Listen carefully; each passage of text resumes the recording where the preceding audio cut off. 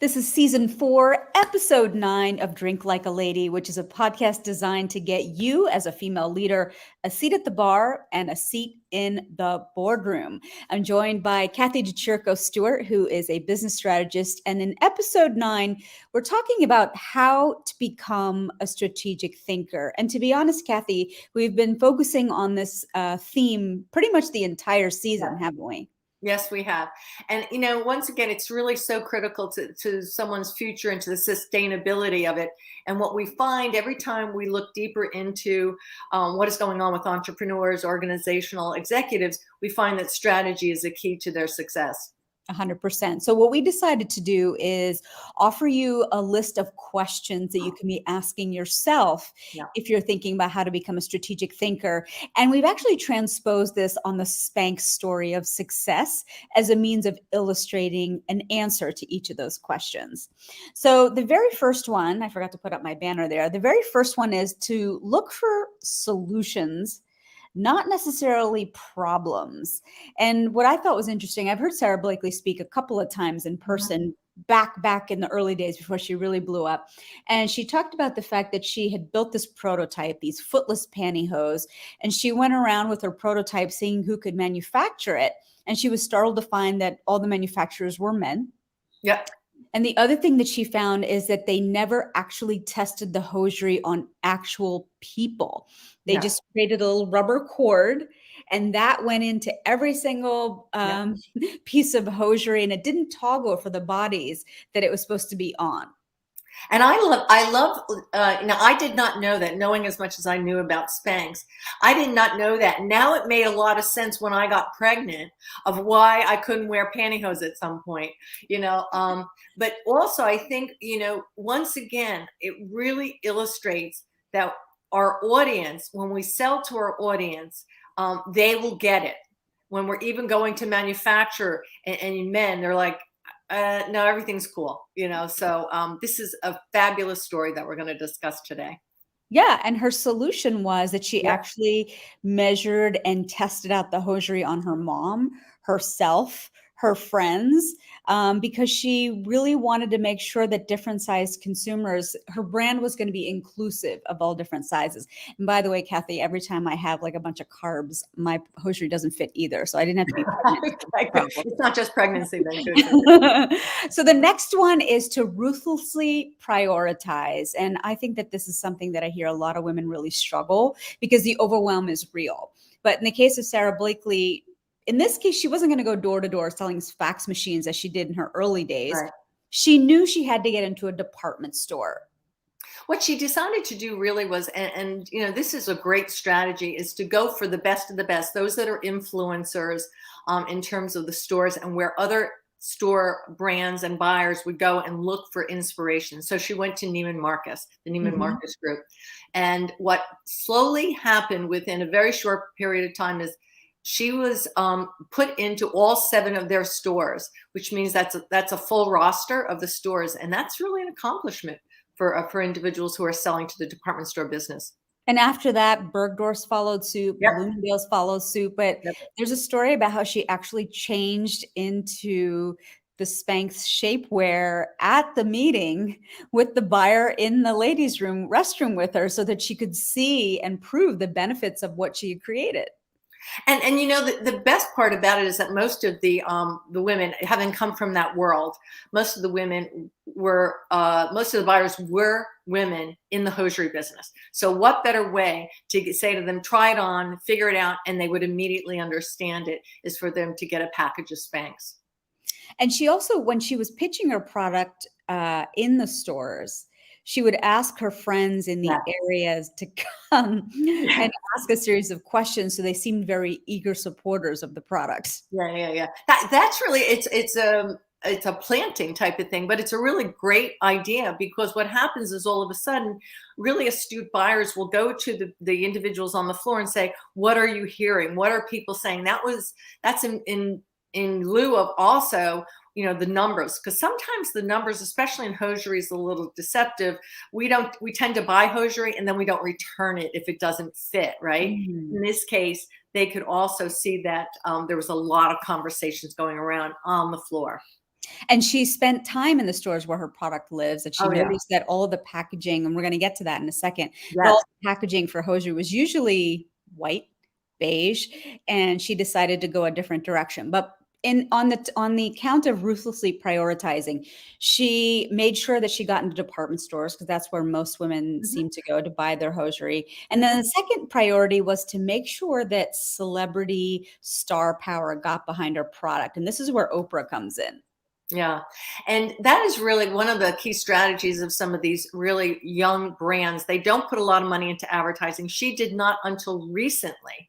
And what they do is they actually send product to celebrities, hoping that A, they wear it, B, they like it, and they promote it. Because the minute that the broad market sees it on a celebrity, it becomes wildfire. And on Oprah, I mean, who better? I mean, that's where I learned about it. Who better than Oprah to tell you that it's one of her favorite things? And in hearing Sara speak, she didn't even have a website before she went on Oprah. And all of a sudden it was gangbusters. And so she had to quickly cobble together a website in order to be able to meet the slosh of orders that were coming in. But I always thought that was interesting that she went on that show. She didn't even have a website. Well, I think she's light on her feet. She thinks about it. She did it all. Even when you talk about the patent, um, as well. She did her own patent. She couldn't find someone to do the patent who understood what she was doing. And she did it alone and then worked with another attorney to get that through. Yeah, and that actually brings us to our next point when you're thinking about being a strategic thinker, which is that you've got to be willing to take risks. Yes. And with the patent, it was that this idea of hers had become a real thing. It was something that had intellectual property that needed to be protected. And then this also brings us to her risk of packaging up Mm, all of her stuff in red, when mhm. normally the hosiery that she saw in the department store was packaged up in colors of white and beige. So when you're looking at a department store, the hosiery brands and the fixtures under which they sit, what do you see? You see a sea of same, right? Mhm. Her thought was, there's no way this is going to stay out if she uses the same color palette that has been used in the past. So by Mhm. switching it up, she used what I call the Coca-Cola red, component of it for what was great in drinks, Coca-Cola having that red color. She did the same thing with her packaging. And once again, it was another very strategic and smart move. And then we go on to the next point, which is to listen to and recruit other people's perspective. And she actually met Lori Ann Goldman, who went on to become her CEO when Lori was on maternity leave from Coca-Cola. Hmm. And they met in a store. It was Saks Fifth Avenue. They exchanged details. Goldman was actually looking for some kind of Spanx for herself. And that's when the relationship started. And Goldman went on to become the CEO of Spanx in 2002. But from what I understand, Sara Blakely says that she really credits um, Lori's sort of involvement in taking the business model from a startup to a global retailer. And what's really key here is, and I just had this conversation, I just taught my mindset course up at Seton Hall on Monday, is that if you hire for attitude, you hire for vision. And what she did is she hired someone in, a packaging company, a Mhm. packaging industry, but she hired someone outside of the industry that could take her to the next level, someone who could think past that traditional hosiery type of thought process. And you can see, I think, where the expansion of the number of products and the number of categories since Laura came on as the CEO at that point really took off for her. And Lori really thought about big vision, but started Mhm. small, scaled fast, and she advised her team at Spanx to focus on product quality over profit margins because you really only get to impress your customer once. And if you don't give as you promised, that really starts to undercut the brand. And you know that there's been a lot of knockoffs of Spanx since. You Mhm. see it at the off-price stores. You see it at the mass retailers as well. But really, when you put on a Spanx and you know that they're going to last forever, literally forever, you know that the quality is worth every part of the value that you're paying in that price. And for folks, so those who are just maybe joining us now, we're talking about how to be a strategic thinker, and we're transposing a series of questions on the Spanx success story. And so the last point when you're thinking yourself about how to be strategic about your business is how can you free yourself from the execution? So just 2 weeks ago, you had mentioned, Kathy, that Sara Blakely sold a majority stake in Spanx to the Blackstone Group for a nice chunk of change. Yes, I think she's quite comfortable. But you know what I think was really more exciting about her selling was the fact that it wasn't about her. It was about everyone in her team, that she literally had a party. She had what we call the Oprah give the car away party. Anyone got a ticket anywhere in the world, and then they were given $10,000. So I think approximately 500 individuals were given that same gift and prize in terms of thanking them for what they've done for Spanx. Wow. All right. Well, rapid fire. If those points don't resonate with you, we have a second set of questions. Again, we're going to run through the case study. But question number one, when you're thinking strategically, why should I care about this problem? She wanted footless shapewear. There was none on the market. They were only made by men. But the problem was that women, the number of women, when you look at the Census Bureau statistics, were on the rise. So there was going to be more consumers of hosiery very soon. And not only that, at that point in time when she actually brought this to market, you had more women going into the professional ends of the business world, and they wanted to look nice, and they needed that undergarment in order to make them feel successful as well as look successful. And smooth out some of the lumps and bumps. I know that's why I wear shapewear. Yes, absolutely. Question number two, what does success look like? And in her mind, it was shapewear that was comfortable. It was inclusive of all body sizes, and it was mass produced. It was available in the department store where women were already shopping. And what's easy is that, once again, there was a lot of this viral, marketing that went on, women to women. People say it all the time. I just was at a meeting and they were asking me about my makeup, and I thought, my makeup, really? But they thought it was great. But it's the same thing. How do you make yourself look at what works for you? And if someone says, "Oh yeah, I bought this other shapewear," you got to get Spanx. And that's really how she built her business. So number one, why should I care about this problem? Yep. Number two, what does success look like? Number three is how might I solve this problem?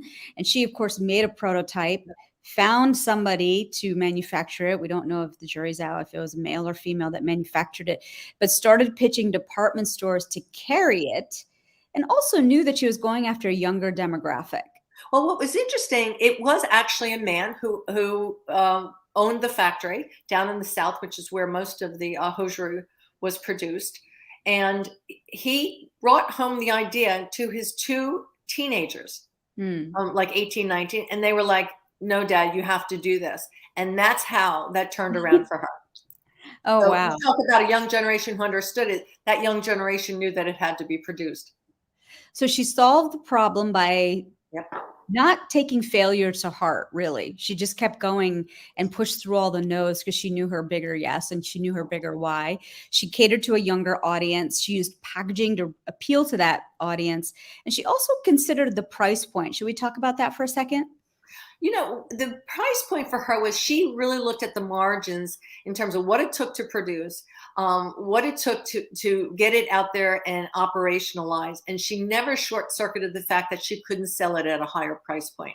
What happens is there's very few people who will compete at that top level price point, because really a lot of the retailers go down to the lower price point and they take out all of the assets that really make it so important. So she never veered off of that, and she has been hugely successful, as we well know, since she just has about $1 billion in her bank account.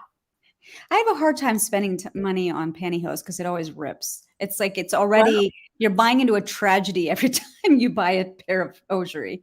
And what's interesting is I just bought some slim fitting dresses at the end of the summer, and I went back. I have my first Spanx from many, many years ago, and it's still as great as can be. And Oh my I gosh. will say, knock on wood, it does still fit. But what you see is, once again, it's the quality. We talked about it. She absolutely maintained that quality and integrity in the product. Question number 4, how should I actually solve the problem?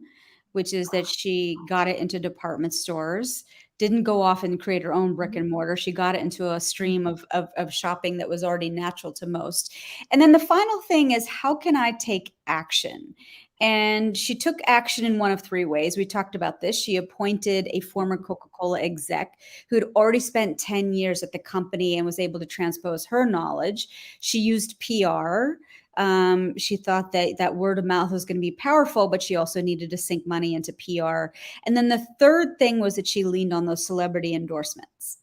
And what was really important is, once again, at that period of time, and even now, the whole TikTok, social media, those endorsements, that's where you're going to find the audience. And the audience, is very viral. She did a great job. I mean, and if you talk to her, you listen to her, she's grateful for where she's been. She's grateful for where she's going. And these are a lot of great basic business skills that even individuals who go to MBAs and great schools don't have as much as she have intuitively. Awesome.